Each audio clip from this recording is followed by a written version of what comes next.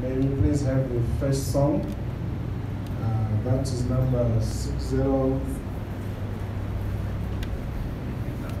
We know not the hour. Is it the 660 or something?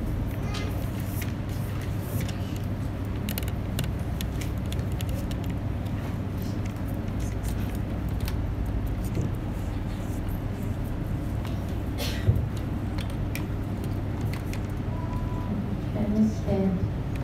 May the church rise.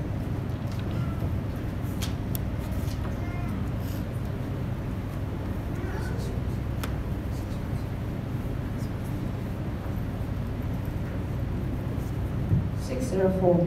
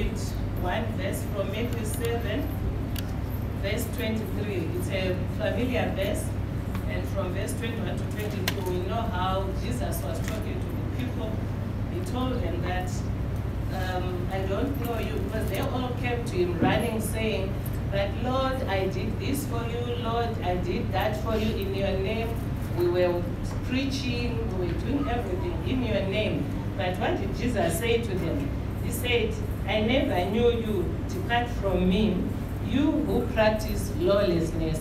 So what we are going to look at this morning, or to dissect this morning, is what it is that will make Jesus say he knows us, or what is it that we can say we know God about. I'm sure as I'm standing here, most of you can actually say they know me. But I want to say you don't know me. Because to know somebody is to have a deeper relationship.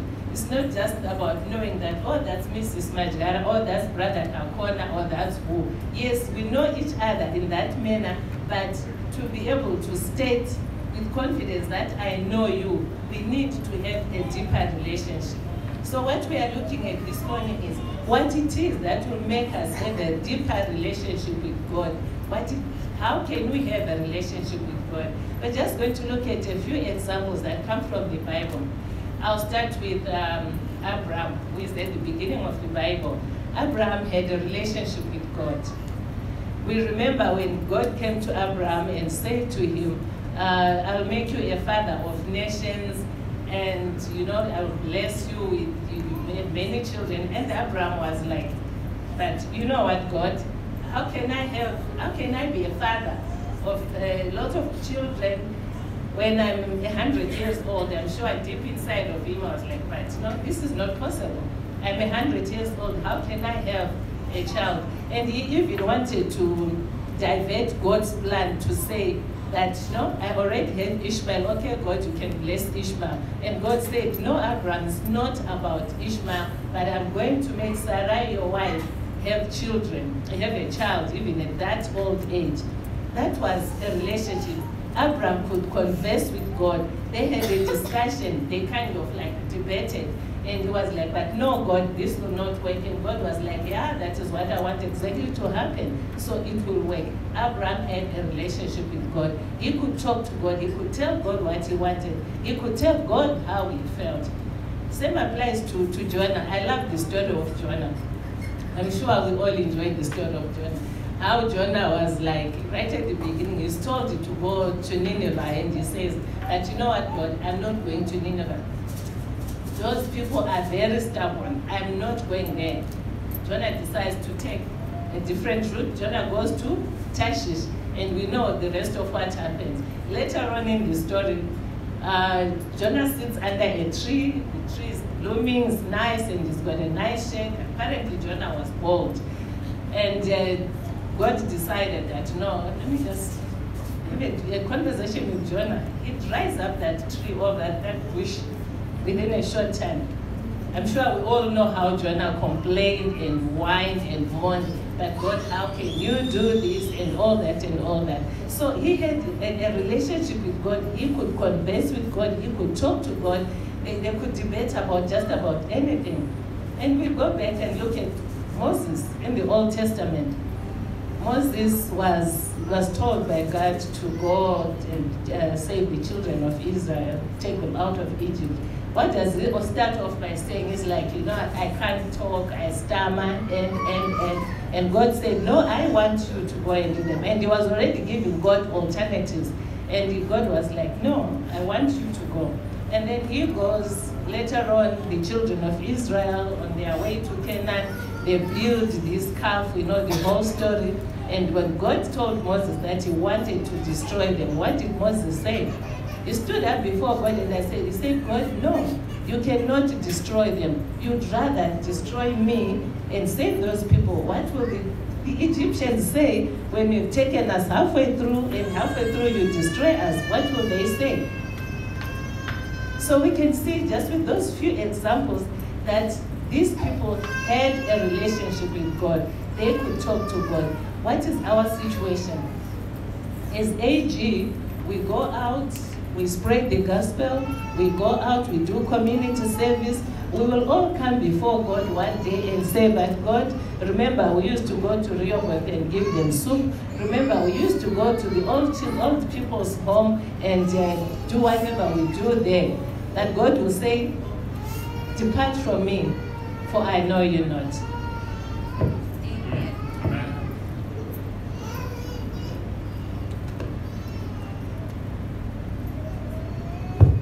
Happy Sabbath, church. Amen. So I'm going to give two more examples from the Bible. I'm going to give an example of Enoch, the son of Jared, father of Methuselah.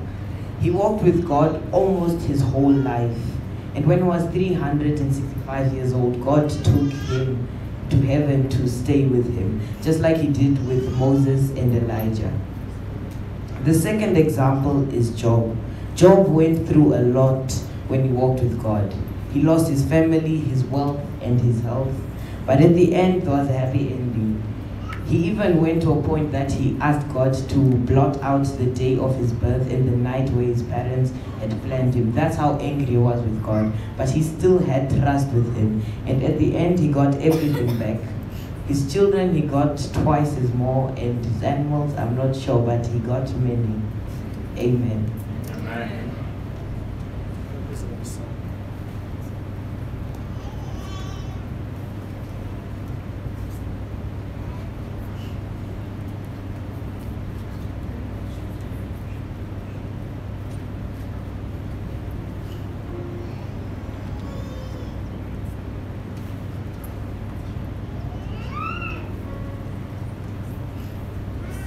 3 through 4.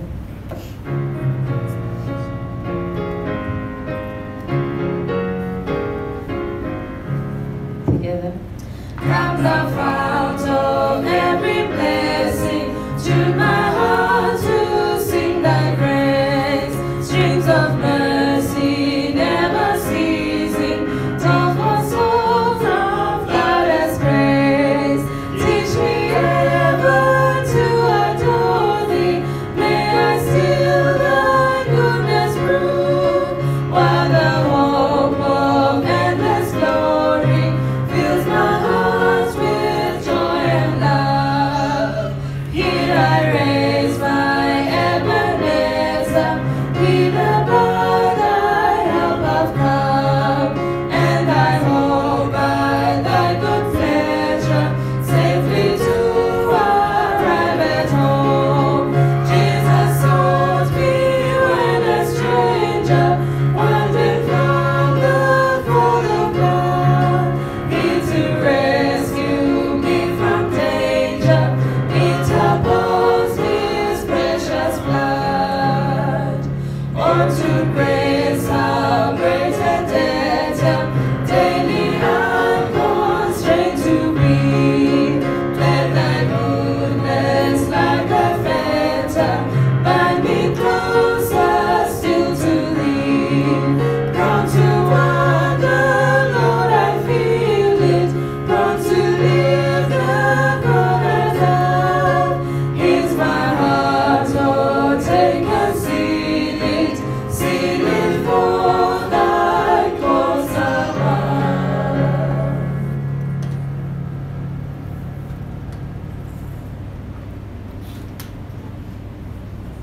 Good morning once again. Amen.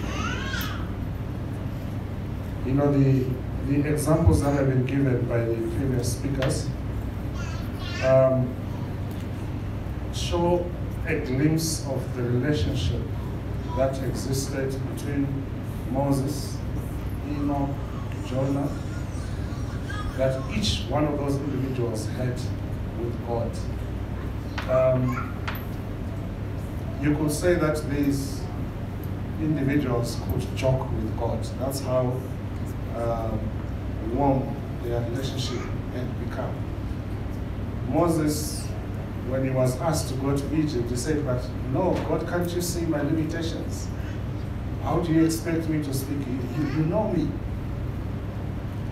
When Jonah was asked to go to Nineveh, he had a conversation with God and said, no, but this doesn't make sense. You cannot deliver these people so that our suffering is perpetuated. In other words, he tried to reason with God. You know, even though we may conclude that Jonah was wrong and so on, but that bit tells us that Jonah had a relationship with God.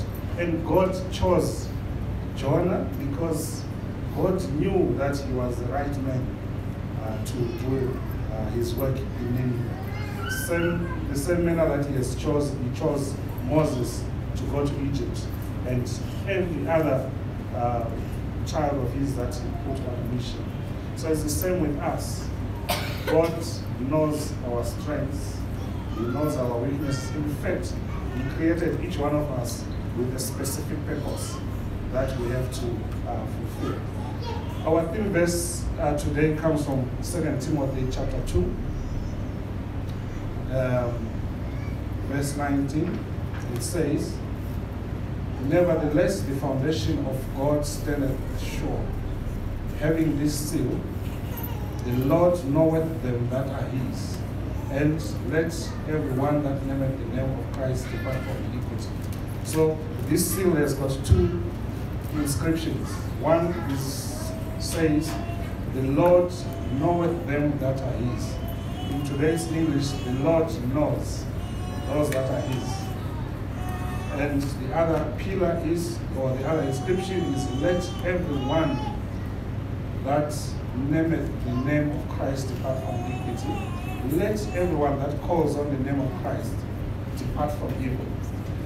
So we are just dwelling on the first pillar, which says, "The Lord knows them that are his." The question is, do we know God? If I may pose that question, does anyone want to respond? Do we know God? Do you know God? If somebody would ask and come and say, "I've heard that there is this being called God. Do you know this person? Or do you know this being?" How would you answer that? Do you know God? Anyone? We don't know God. Okay. I'm sure we know who we are talking about. Sabbath in, Sabbath out, we are here in church, we are talking about this God. We are reading about this God, we are studying about this God. But like she said, that does not amount to knowing God.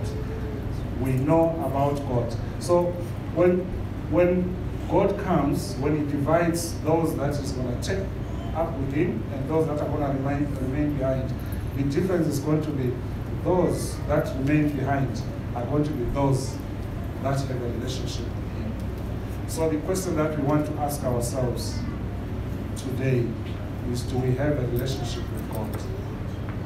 Do we know this God, or we know about this God? To be able to answer that question, we must look at the conversations that we have with God, and we must also look at our actions that we have towards each other. Sometimes we know so much about this God that we look at those who do not know as much as we do, as if they do not deserve to even be alive. We know so much about the Sabbath. When we look at those who do not understand about the Sabbath, we condemn them. John 3 verse 17 says, Christ did not come to condemn those that are in sin, but he actually came to die for those that are in sin. But do our lives reflect that? If we've managed to overcome the temptations of the diet, we have now discarded those things that we are not supposed to eat, and we look at those who are still struggling. How do we look at them? Do we look at them as sinners? Do we look at them as hypocrites? Or we look at them the same way that Christ looks at us when we are struggling in sin?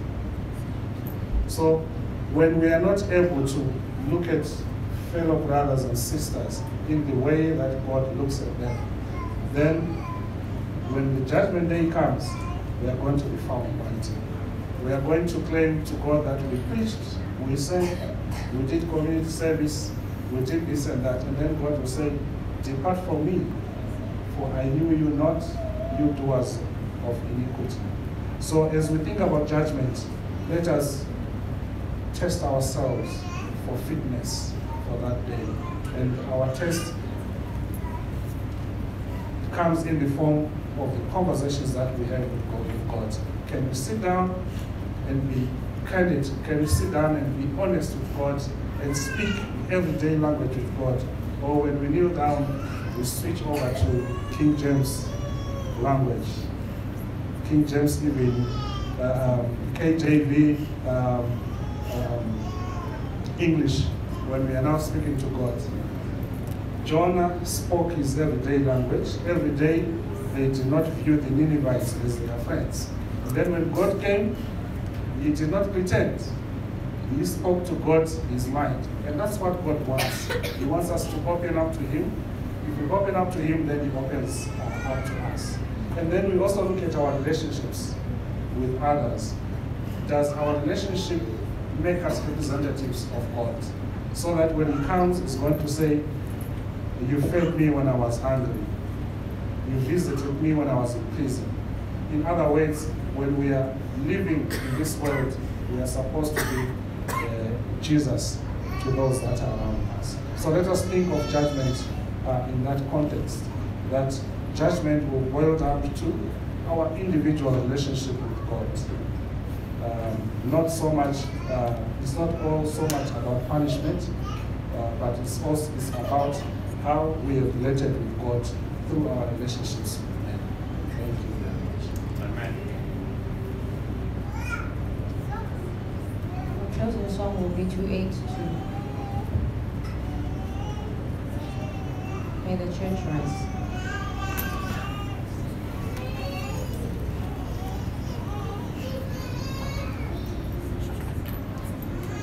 So after the closing song, the superintendent may come in front.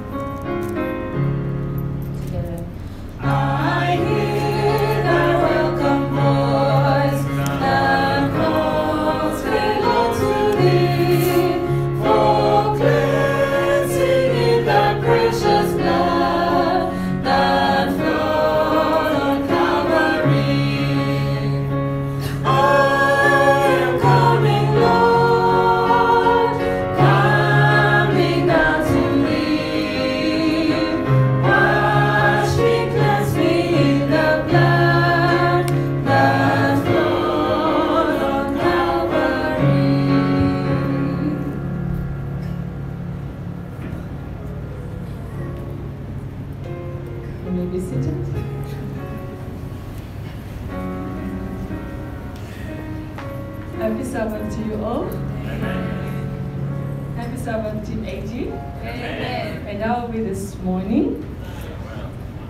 All right, I think I'm better than most of you. That's okay. I want to thank our presenters, the Mpofu family, and extended Mpofu family. Thank you so much for the lesson that you just presented to us. I'm hoping that we were all blessed by this lesson. And really the question is, when Judgment Day comes, are we going to be ready? The other question is, do we really know who God is? And that can only be answered by us as individuals as we look at our own personal relationship with God. Do we have any visitors among us? Visitors? Please stand. We want to give you an amazing warm welcome. Any other visitors?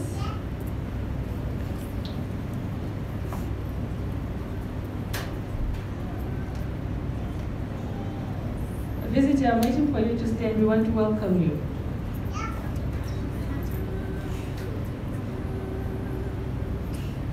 All right. Choristers, may you lead us in our welcome song as we welcome our visitors. Can we welcome our visitors, AG?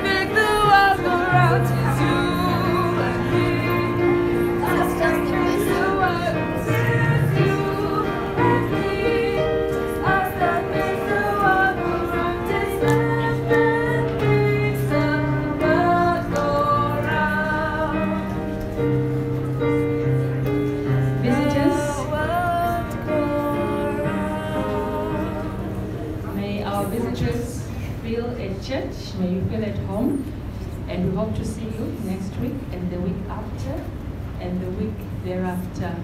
Oh yes, oh yes. We also have our amazing visitor, our baby. May you please come to the front. Amen. Amazing Grace is growing. And we've been blessed with yet another baby girl.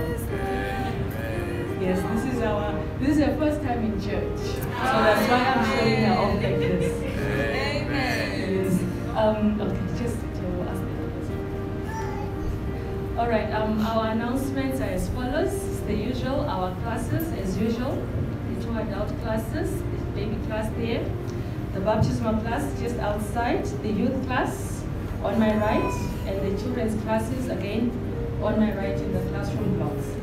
The youth are requested to carry their chairs as they go to their classes, as they go to their class rather. Our discussion leaders, may you stand.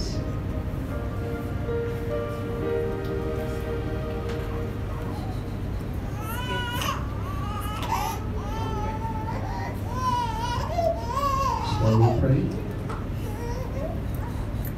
Our kind and heavenly Father, we thank you so much, Lord, for this day that you have presented to us. We thank you, Lord, for the blessings that you poured upon us this whole week. And we thank you, Lord, that you have guided us to your holy house of worship. I present to you, Lord, your representatives that are standing, who are going to be used to convey the message that you have to learners in the different classes. Lord, I pray that you open each and every heart, each and every mind, that they receive what you have prepared for them. Lord, may you speak to us through the Sabbath school lesson, and may we have our lives changed this morning because of what we have learned. In Jesus' name. All right, before we march out, before we file out, I'm going to ask the head elder, please come and pray for our baby Ujue.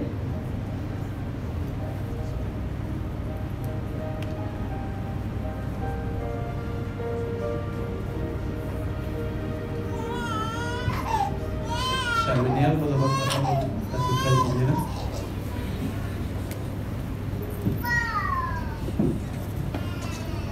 To our Father in heaven, we come before you, thanking you once more again for the gift of child given to the Chaka family in the form of baby Ujue.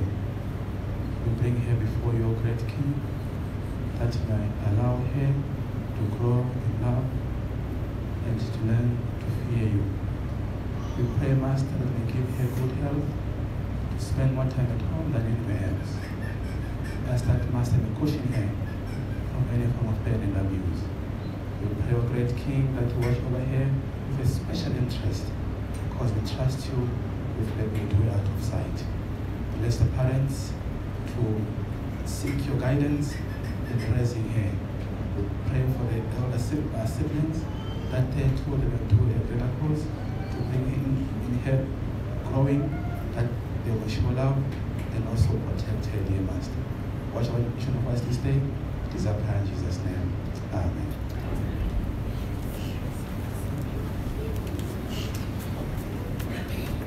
Yes, we pronounce blessings on the baby, and may she grow up to be a woman of virtue. Choristers, may you lead us out in our final song.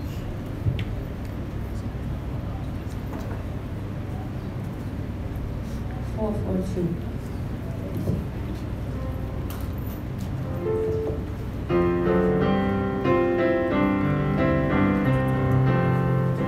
How sweet are the tidings that greet the pilgrims here, passing wonders the exile from home. Soon, soon will the Savior in glory appear, and soon will the kingdom come.